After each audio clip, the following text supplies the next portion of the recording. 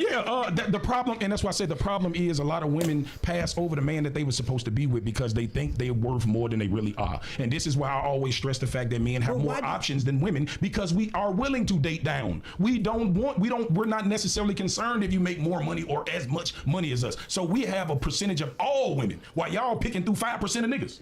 We looking at 100% of women. Everybody. The White Castle worker. We looking at the lawyer, the judge. What makes you say that? That's true. It's only 5%. The majority of Shame on you for men saying that. I did mention in a different video that I predict the future, right? I'm predicting the future right now. Every single one of these women on this panel, and there's so many panels you can replicate it 1,000 times, have absolutely no focus on body clock. No focus whatsoever. There's a few sprinkles. I'm talking about the majority, obviously. And that is led by this modern feminism. I haven't got a problem with feminism, because it's about equality, but there's this modern version right now, which is based on delusion. At some point, they will have to accept the reality, and we're moving towards that already. We're already, I think, in equality in most industries. In the industry that I'm in, for the duration I'm in housing, all the managers, including the very, very senior managers, have been women and currently are women.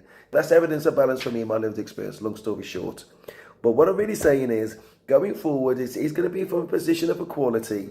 But more than that, once they actually factor in that their sexual market value will go down considerably, once they go the wrong side of the body clock, which is number one way to look at it, and if they ever want to have kids, then they need to be serious about it earlier, just so they can try and catch a guy of a high caliber before they're all gone and time runs out. There's no point in leaving it until you kind of, say if it was 35, which Kevin Samuels used to say about the body clock threshold, for various reasons. You don't leave it till 34 and a half years old now, do you? And you may not find him at 33 or 32 because you might need a little bit more time. And maybe you've got a filter. Of course you do.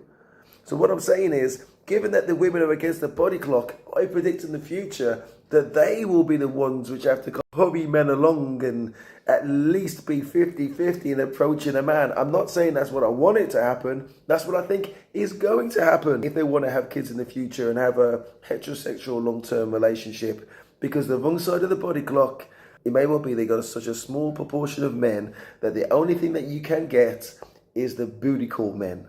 And I'm not talking about everybody. That is all about not prioritizing things at the right time. That's why I made my prediction about the future, that more women will be more proactive about asking men out and financing a date. And when they go to college and university, it's to get that money to finance that date in order to meet that man before their time runs out and things like that. We will watch this space with interest, but I think it will be within my lifetime. We'll see.